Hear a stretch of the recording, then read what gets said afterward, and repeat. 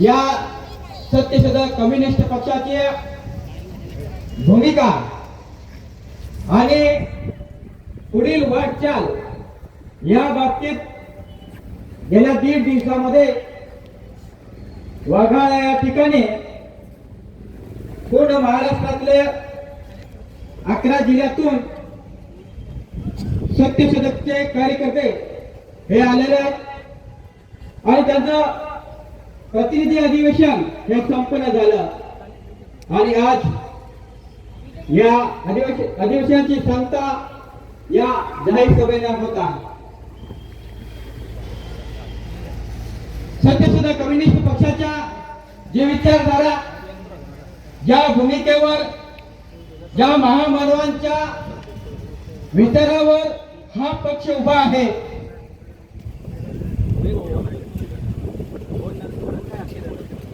सत्यशोधक कम्युनिस्ट पक्ष हा कार्ल मार्क्स, क्रांतिबा ज्योतिराव फुले, महात्मा फुले या डॉक्टर बाबासाहेब आंबेडकर या महामानवांच्या विचारावर हा पक्ष उभा आहे। प्रिय भावा आणि बहिणींनो, सत्यशोधक कम्युनिस्ट पक्षाची जी भूमिका आजच्या या वातावरणामध्ये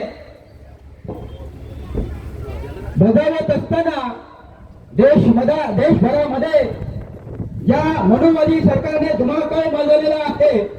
या बीजेपी सरकारने या देशामध्ये सगळ्या स्वायत्त संस्था ताब्यात घेऊन या देशातली, या जगातले महान अशा संविधान, जी लोकशाही डॉक्टर बाबासाहेब आंबेडकरांनी आपल्याला दिले, ती लोकशाही तुडवण्याचं काम हे बीजेपी RSS सरकार करीत आहे।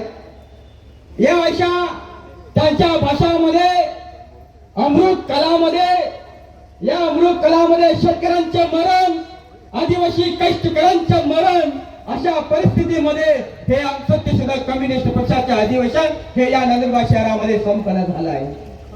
प्रिय भावा आणि बहिणींनो, हे प्रस्तावित करत असताना मी थोडक्यात भूमिका मांडतोय की या अशा मनोवादी सरकार, या अशा धर्मांध शक्तीच्या कालखंडामध्ये या पक्षांना संपवण्याचं काम हे सरकार करत आहे आणि या अशा कालखंडामध्ये सत्यशोधक कम्युनिस्ट पक्ष म्हणून आपण काय करणार आहोत?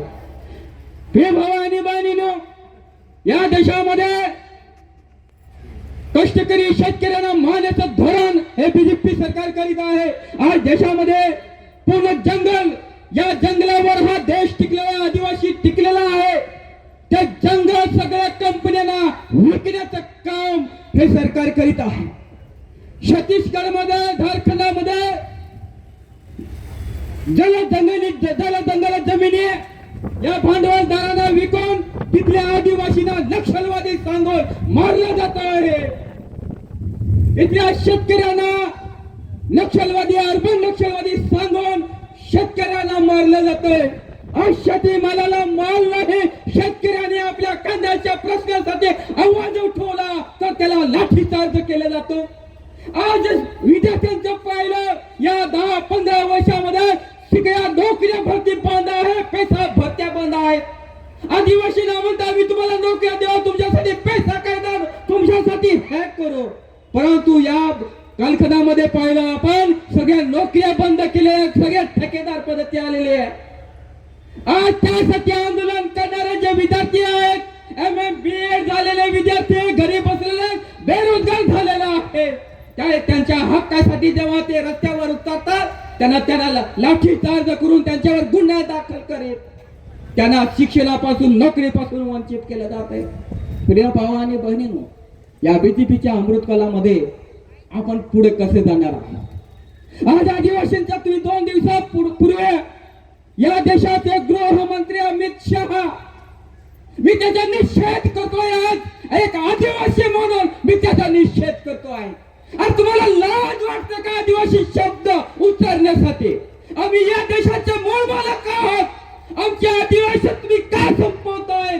आदिवासी संपवण्याचे कारण हेच आहे की या जंगल जमिनीवर त्यांचा डोळा आहे। सर्व जंगल जमिनी या भांडवलदारांना विकायचं ठिकाणी होत आहेत. मेळावा घेतला, समगम काहीतरी म्हटलं त्यांनी जनजातीचा, आणि तिथं आदिवासींना आम्ही दाखवून आदिवासी पैसे देऊन पार्ट्या देऊन तिथं बोलवलं. आणि आपल्याकडे काय मलिन झालेले जे स्वतःला आदिवासी म्हणून सगळे लाच वाटते असे आदिवासी तिथे गेलं आणि स्वतः ते आदिवासी शब्द तिथे टाकून आले आणि स्वतः वनवासी बनून इकडे आले. भावा आणि बहिणींनो, एकदा तुम्ही वनवासी बनले, आदिवासी समाप्त झाला. RSS विश्व हिंदू परिषद जनजातीवाल्यांचं कटकार असतात तेच आहे की आपण आदिवासी नाही तर आपण काही वनवासी आहोत. जसं राम वनवासात फिरत फिरत गेला आणि तिथले आदिवासी मूळ रहिवासी शबरीने तिला सहारा दिला रामला, परंतु तो वनवास आपल्याला म्हणताय की तुम्ही जंगलामध्ये वनवास करत आले आणि तू आई हा राम हा बी आमच्या हिंदुत्व या देशाचे मूळ मालक आहात आणि तुम्ही वनवासी आहात. वनवासी एकदा घोषित झाला, तुम्ही जंगलावरचे रात्री इकडे तिकडचा सगळे आदिवासी समाप्त झाले, सगळे जंगल ताब्यात काढून घेतले. आज ते म्हणतात डिलिस्टिंग म्हणताय. प्रिय भावा आणि बहिणींनो, डिलिस्टिंग करायचं कशाचं? डिलिस्टिंग आमचा काय संबंध? आम्हाला रोजगाराची गरज आहे, आम्हाला आमच्या शेतीचा सातबाराची गरज आहे, आम्हाला शिक्षणाची गरज आहे. आमच्या खेड्यापाड्यामध्ये आरोग्य व्यवस्था नाही, त्या आरोग्याची व्यवस्था आहे, दवाखान्याची व्यवस्था आहे, ती न करता सगळ्या या आदिवासी एरियामध्ये सगळे रस्ते खड्डेमय झालेले आहे. त्या रस्त्यांची गरज आहे. आज आदिवासींच्या शाळेत दुरुस्ती करण्याचे काम आहे, ते न करता डिलिस्टिंग करा. डिलिस्टिंग आमचा काय संबंध? डिलिस्टिंग याचं करा, जे वनवासी म्हणतायत त्याचे तुम्ही डिलिस्टिंग करा. आम्हाला डिलिस्टिंग नको आहे, आम्हाला रोजगार पाहिजे. आम्हाला डिलिस्टिंग नाही, आम्हाला शेतीचा 7-12 पाहिजे. डिलिस्टिंग नाही, पैसा भरती करा, आमच्या पोरांना नोकऱ्या द्या, रोजगार द्या, हे पाहिजे आम्ही. हे डिलिस्टिंग वाल्यांपासून सावध राहा.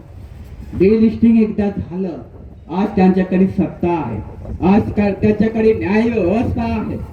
एकदा त्यांनी हा कायदा जर बनवला, आता धर्मांतर कायदा बनवून टाकलाय, एकदा डिलिस्टिंग विरुद्धचा कायदा जर तयार करून टाकला, आपल्या आदिवासींमध्ये 2 भाग पडून जातील. आणि जे आपल्याला आदिवासी म्हणून आरक्षण आहे, आदिवासी म्हणून आपल्याला जे हक्क आहे, ते हक्क सगळे बोगस आदिवासींना देण्यासाठी हे सगळे कटकारस्थान आहे. आज हजारो बोगस हे नोकऱ्यांवर राज करतायत, आपल्यावर सत्ता गाजवतायत, त्यांना हे फडणवीस सरकार संरक्षण देत आहे. याचा मी निषेध करतोय. आम्हाला डिलिस्टिंग नाही, हे बोगसांना तुम्ही हटवा आणि खऱ्या मूळ आदिवासींना, जे बेरोजगार आमचे तरुण पडलेले, त्यांना तुम्ही नोकरी द्या. हे सगळं सोडताय. प्रिय भावानी बंधू, या अमृत कालामध्ये आपला सत्यशोधक कम्युनिस्ट पक्ष म्हणून आपण काय करणार? आपल्या आदिवासींना वाचवायचं असेल, आपल्या शेतकऱ्यांना वाचवायचं असेल, त्याला सही दिशा दाखवायची असेल, तर या देशामध्ये या जगामध्ये फक्त कम्युनिस्ट पक्ष आहे. सत्यशोधक कम्युनिस्ट आणि इतर डावे पक्ष आहे. याच्या व्यतिरिक्त या देशामध्ये कोणताही असा पक्ष नाही, परंतु तो तुम्हाला आम्हाला सगळ्यांना न्याय मिळवून देईल.